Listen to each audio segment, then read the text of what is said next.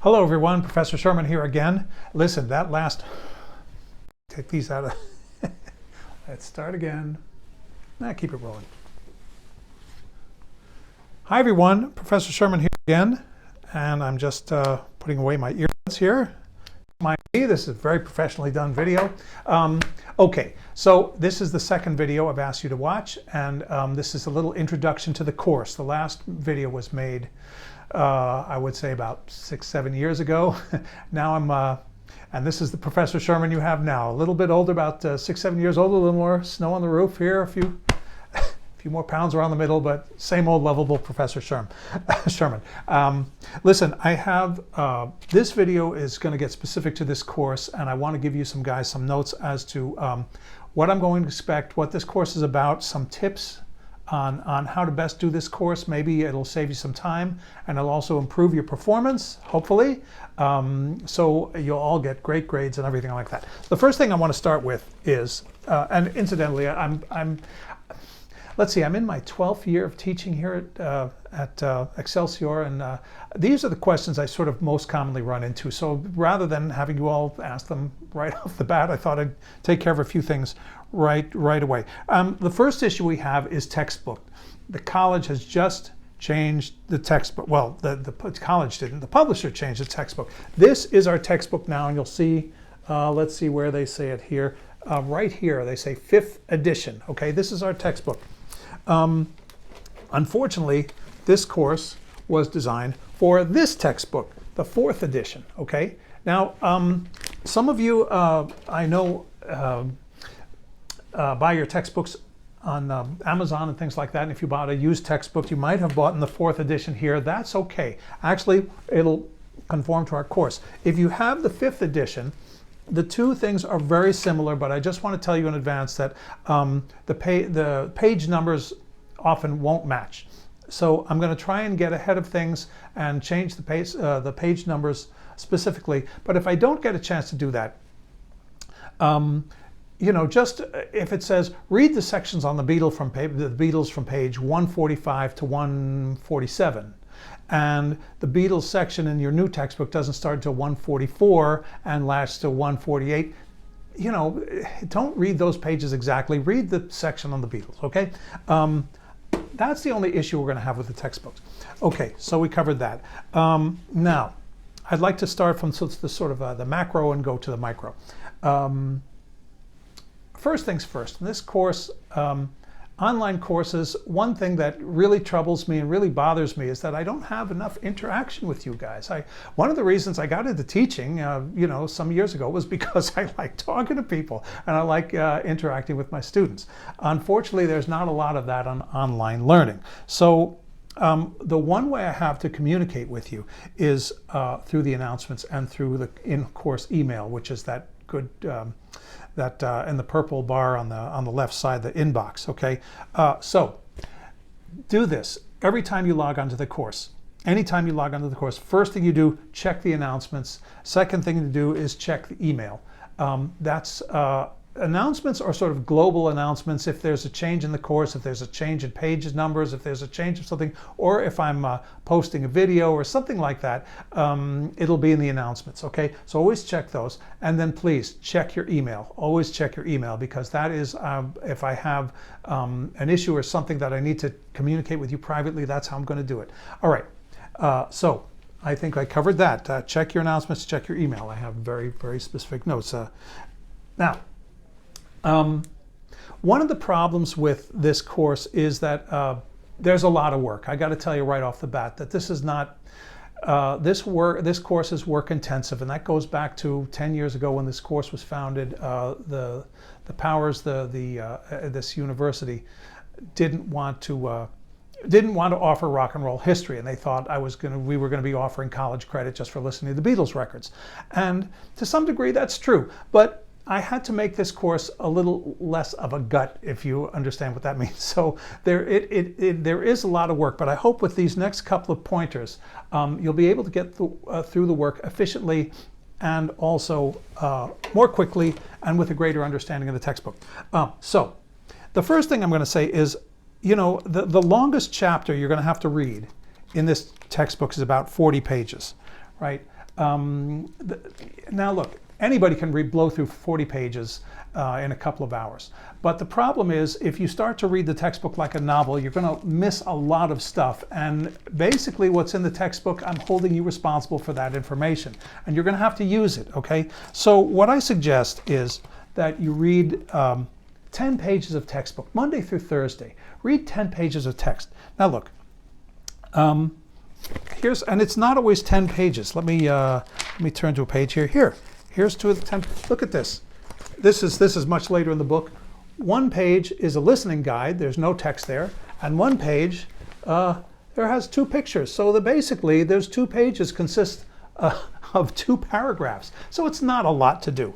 The other thing you might have noticed already is that I make underlinings here. I'm going to hold this up here. See that? I underline. I have little notes in the margin here. I customize my textbooks.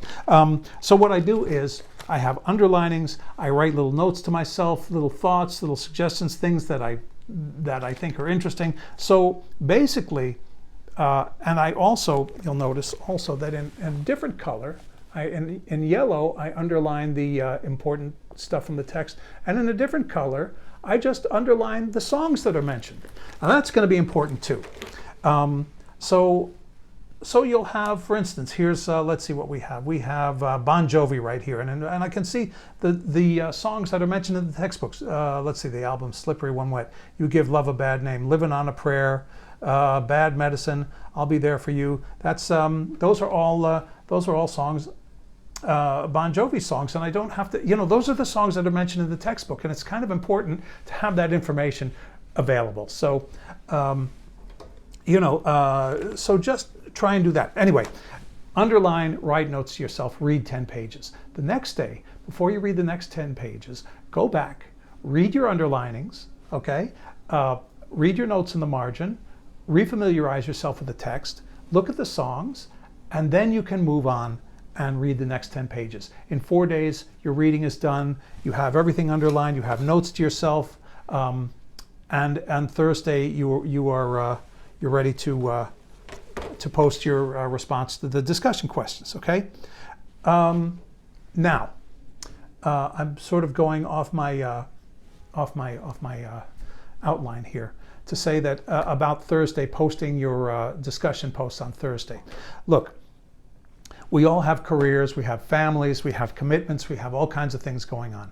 So I think Thursday, the college wants you to post your first response to the discussion topics on Thursday. I think that's a little arbitrary. I also think in some cases it's kind of unfair. So what I suggest is that maybe through the week, if you're working, if caring for parents, whatever you're doing, read a little bit every day, get it done, and then maybe on Friday. If you can't do it on Thursday, that's okay.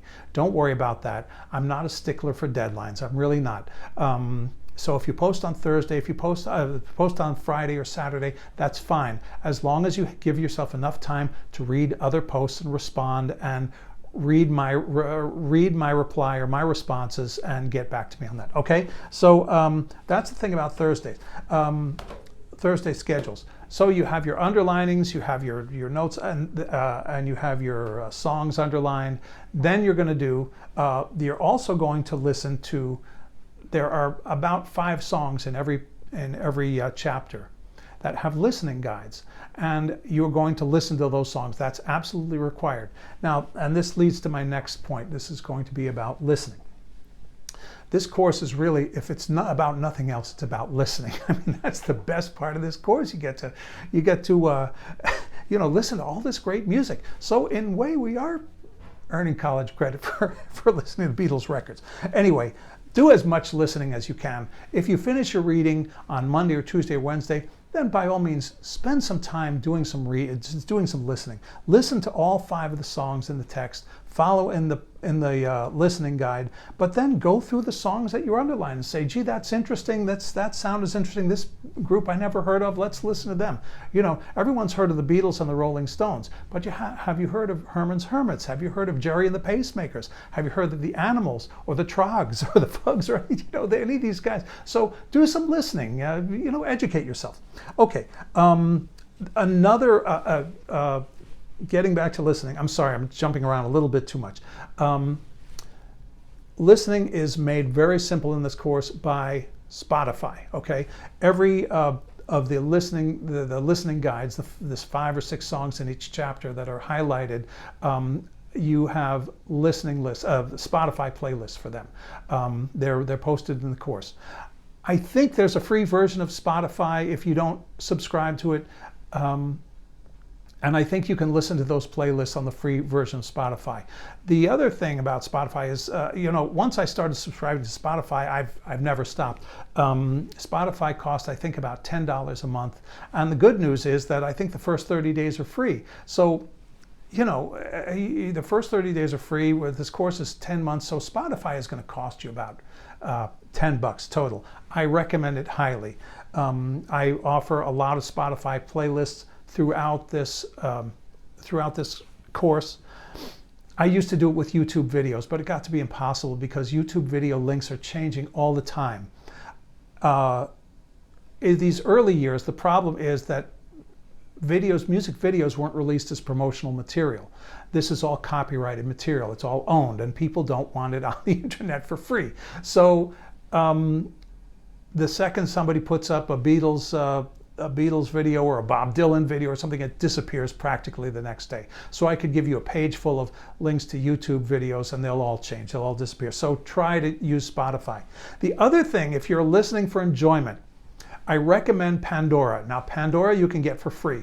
And Pandora is really kind of cool because you can form your own playlist. So put in something like 50s rock or Beatles radio. You make your own radio stations. Beatles radio, Rolling Stones radio, Elvis Presley radio, and it will sort of give you a lot of songs that are relevant to that name. So not only it'll give you Beatles, but it'll give you a lot of British invasion bands. It'll give you a lot of the rockers from the 1950s. So, and they come up randomly, and you can just listen while you drive the kids to school, or while you're washing the dishes, or while you're working on your car, or while you're while you're taking a lunch break.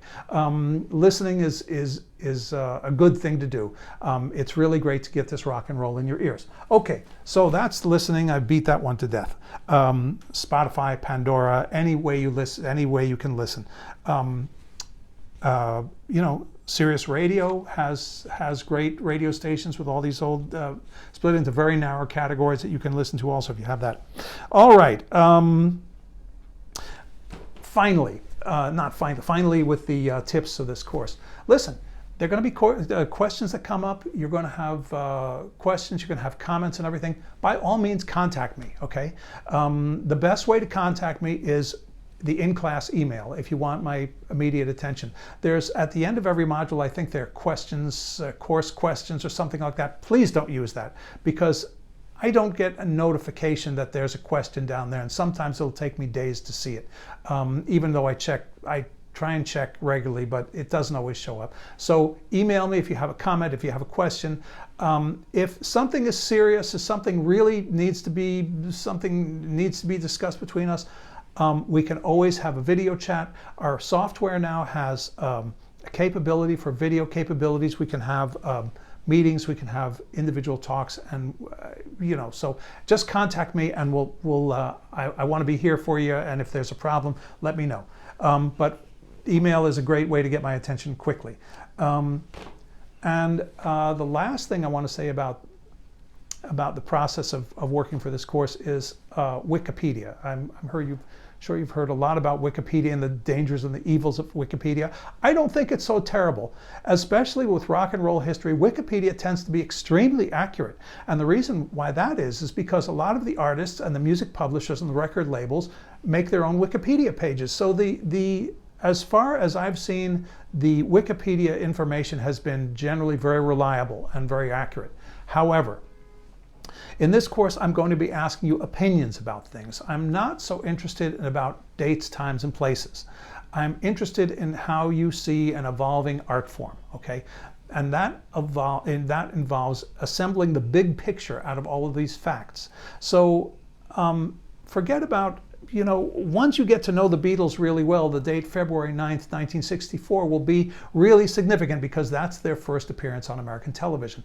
And that's when Beatlemania starts in the United States. But, you know, before that, I really don't care if you know that date. What you have to know, what's important is the Beatles' success in America, what they were before, how they changed things here, the bigger picture, okay?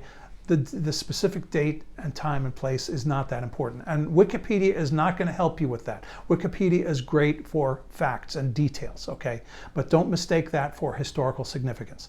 Now, here's a good thing you can use Wikipedia for. Sometimes when you look at, see when an album was recorded, that's significant. So an album might have been released in 1966 or 1967, but it may have been recorded in 1965, and that's a whole different scene. So now you know when this album was being constructed, what else was going on in music history at that time, okay? Wikipedia is good for that. Also, once you get to know the details a little better,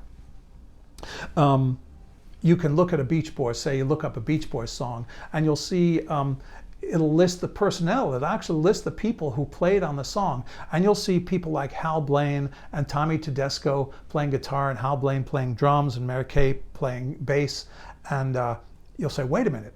Once you know the history a little better, you say, those are well-known studio musicians. What are studio musicians doing playing on Beach Boys records? That's a good question. And that can lead you to a larger picture, you see. So the fact that, you know, these guys were playing on the album is not itself so important, but what it means is important. You see what I'm saying? So that's the thing about Wikipedia. Go ahead, use it. I don't mind, but don't think that you're going to substitute facts and details about a particular song or about a group for a larger historical imperative, okay?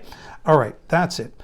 Now, finally, I guess I said that finally, we do have video capability in this class.